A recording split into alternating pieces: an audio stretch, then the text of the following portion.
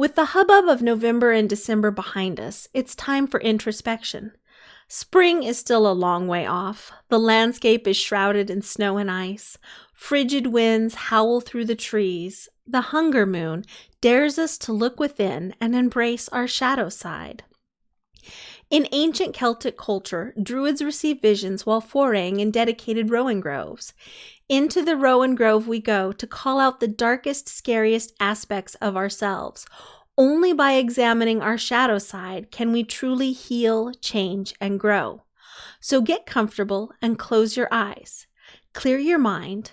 Take a deep, cleansing breath. Inhale. Now exhale. And prepare to meet your shadow side. After a long work week, you pack your belongings into the car and head into the mountains for a much-needed retreat. While the days may be growing longer, the oppressive cloud cover lends itself to darkness early in the evening. Soon you are surrounded by blackness on a lonely stretch of highway. Your headlights illuminate little more than the road itself as your car winds its way through an inky tunnel of trees. Mounds of snow line the roadside, slowly creeping into the woods beyond the view of your headlights. Freezing rain falls, an homage to everything that ever has and ever will go wrong. Even with the heater and defroster turned all the way up, the persistent droplets cling to the windshield, frosting the glass. The wiper blades make a percussive thrum as they swish across the thickening ice. White-knuckled, you grip the wheel and stare into the ever-narrowing field of vision. Your rental cabin is still a couple miles off when a deer dashes across the roadway in front of you. Even though you know better, you hit the brakes, causing the car to fishtail. An attempt to correct the skid has you sliding out of control. Snow does little to cushion the impact as you land in the ditch with a crunch. The car is stuck. The engine revs as you alternate between forward and reverse. Nothing works. You kill the engine and take a moment to find your cell phone. Its screen offers a faint blue illumination to the car's dark interior. There are no bars of service. You can't even call a tow truck. Snow is packed so tightly against the driver's door that it won't open. Panic-stricken, you try all the doors and manage to push the rear passenger side door open just enough to wiggle out. Standing at the roadside, you look both ways. Nothing but blackness and pouring rain. The smartest thing to do is stay with the car. If you keep the engine running, you'll stay warm. But who knows when the next person will travel this way? On this deserted stretch of road, it might not be until tomorrow. You'd run out of gas long before then. A glance back at the car reveals that the freezing rain is already encasing it like a candy coating. Soon the doors and windows will be frozen shut. Staying inside the car would be akin to abandoning yourself to a frosty tomb. Stamping warmth into your feet, you make a decision. It's only 2 miles to the cabin. That's an hour of walking in the rain. Less if you hurry. You can survive an hour in the rain. With luck, the cabin will have a landline, and you can call a tow truck from there. After wrapping your scarf tightly around your face and neck, you pull up your hood and shove your gloved hands deep into your pockets. Taking fate into your own hands, you put one foot in front of the other. 15 minutes into your walk, you're overcome by the uncanny feeling of being watched and pick up the pace.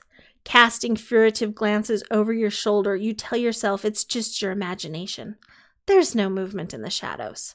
The sounds you hear are just your own footfalls echoing off the ice. Still, you can't shake the feeling. The footsteps grow louder, closer.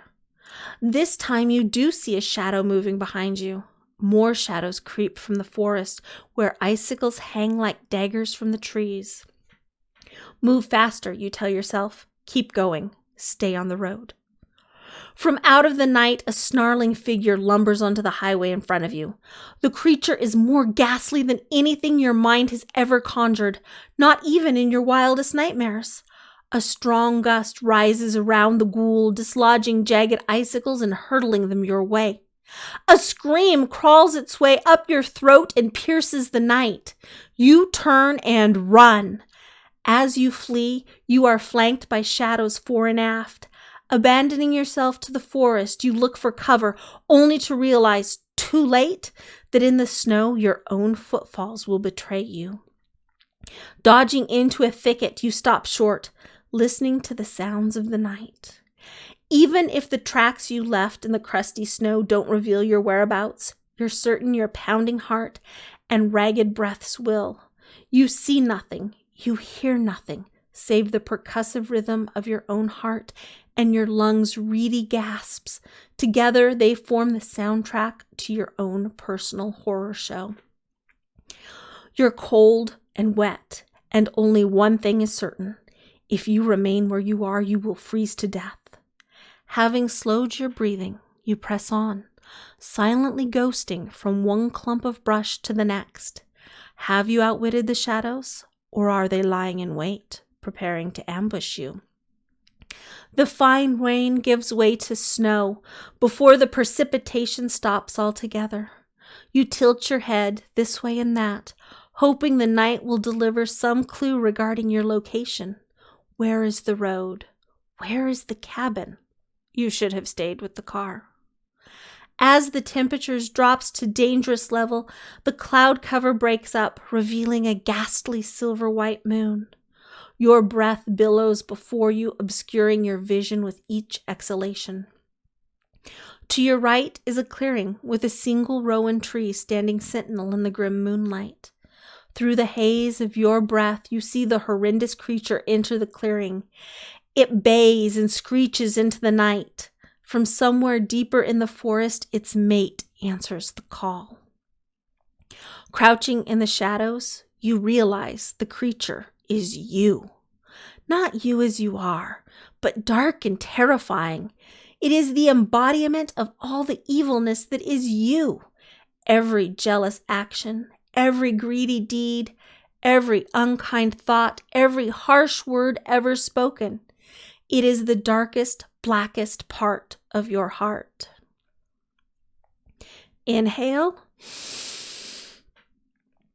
Feel the disappointment at seeing your own shortcomings laid bare. Exhale. Examine yourself. As you hunker down in the snow, truly look at the creature.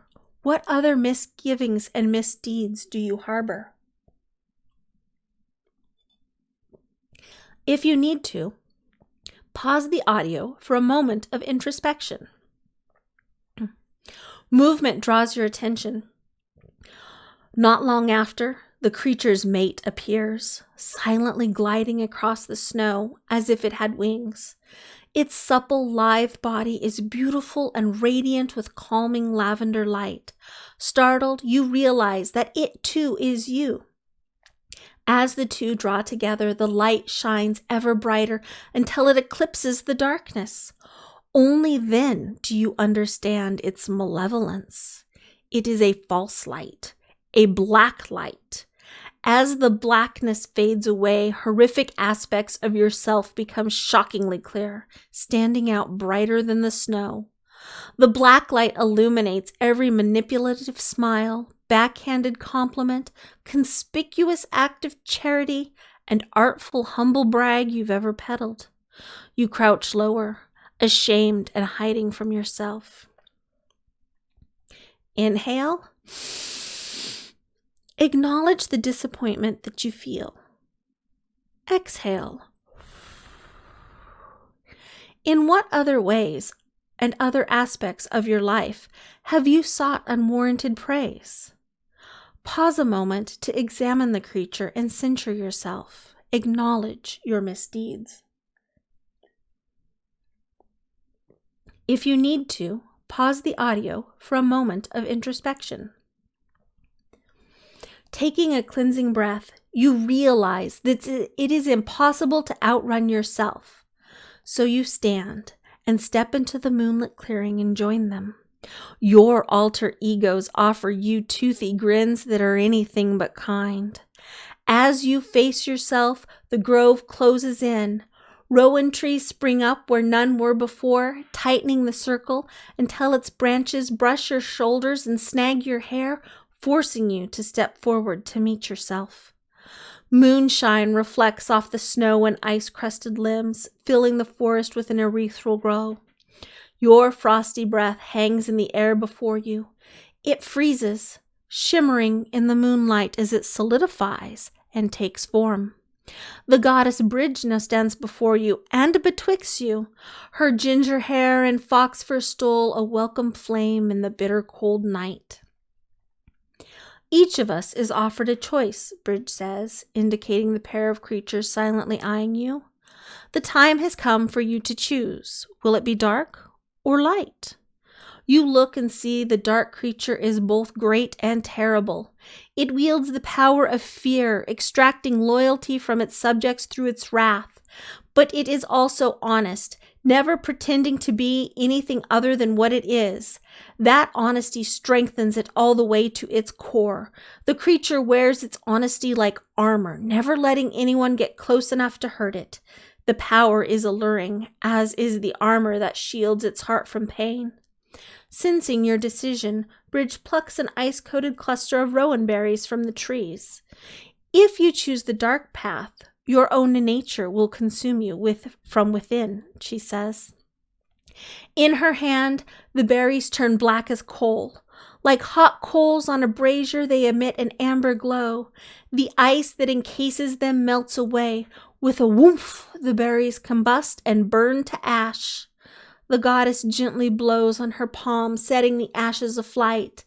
They are caught by the wind and disappear into nothingness.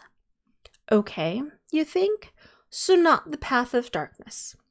Turning your attention to the light creature, you see that it also has followers. Acolytes surround it, singing praises for its clever deeds, but it lacks any real power. Its devotees see through the facade. One misstep, and it will be devoured by those who so lightly pledge their loyalty. The light must be ever vigilant, striving and conniving to stay out of their clutches. But who doesn't want an army of followers praising their good deeds? Even if the motivations behind those deeds were not pure, surely you are smart enough to outwit those who would intend to expose you as a fraud. Bridge plucks another cluster of berries from the trees and says, if you choose the light path, you will be beautiful and adored, but empty and fragile. In her palm, the berries rot and slip from the ice coating. A crystalline shell of their likeness remains. It shines like diamonds and starlights, casting a ghostly glow around the grove, pushing back the shadows. As the goddess balls her hand into a fist, the ice shells shatter like thin glass. Raising your gaze to meet the goddess's eyes, you say, I don't like these choices. This is the price of power, Bridge says. When egos inflate, so does everything else. We are neither wholly good nor wholly evil. Thus, good deeds and dastardly ones go hand in hand. If you wish to be exalted and coerce others to do your bidding, then you must become one of these creatures. But I don't want to be exalted or coerce others, you protest. Bridge gives you a disbelieving look, and you are ashamed of the lie. Life would be easier if everyone would just do things your way. You want followers and fans. You want power and praise, appeal and acclaim. You want. You sigh. Well, at least you know what you don't want. Must I choose, you ask. No, the goddess says. You needn't seek fame or power or unwarranted praise at all. Remain as you are. Live a quiet, unobtrusive life, doing neither great good nor great evil. Just remember, the choice is always yours. That's not much of a choice. Remain forever unappreciated but a decent human being, or receive a measure of fame in exchange for becoming a monster. To live a decent, quiet life, there would be no praise, no followers or fans. No one would hold you in esteem. But nor would there be drama and strife. It would be akin to living the life of your ancestors in a small and remote cottage, long before anyone dreamed of being TikTok famous and online personas were curated to garner the most likes. Isn't that why you wanted a winter retreat? To unplug and get away from it all? It wasn't the phone, the computer, and the hustle of modern life that you were trying to escape from. Truth was, you were trying to outrun your personal demons. But no one ever outruns themselves. Isn't it time you accept yourself as you are, achieving no greater heights nor falling to any lower depths?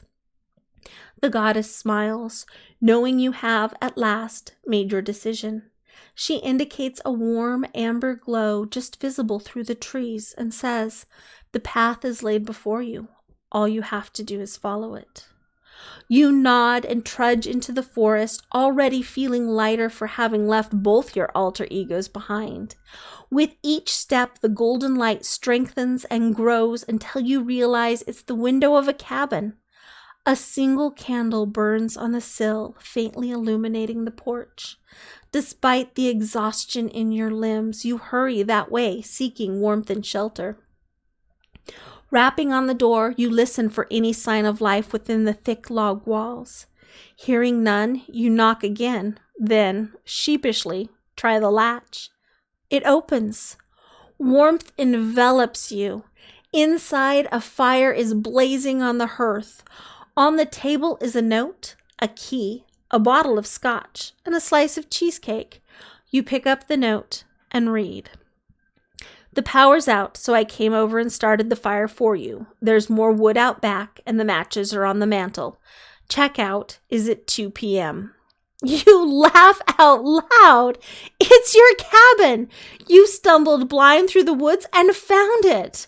You shed your sodden outer clothing and hang it over chairs to dry, then pour yourself a healthy measure of scotch and sink into a chair before the fire. As you delight in the cheesecake's creamy decadence, you notice something small on the floorboards. Laying aside your fork, you bend to pick it up. It's a rowan berry. Rolling it in your hands, you admire the tiny pentagram on its underside, then slip it into your pocket, a keepsake to remember the night. Now lean back and close your eyes. Silently thank the goddess for the lessons she has provided. Inhale. Thank the goddess for her gifts. Exhale. Observe the warmth and comfort that surrounds you. Take one final cleansing breath and open your eyes. This is Kalila Wright, and I hope you have enjoyed this journey into the Rowan Grove. This sample meditation is based on the Celtic calendar and the Ogham. If you found this meditation worthwhile, please let me know in the comments. Your feedback will help my fellow writer and I decide if this is a project worth continuing. Thank you.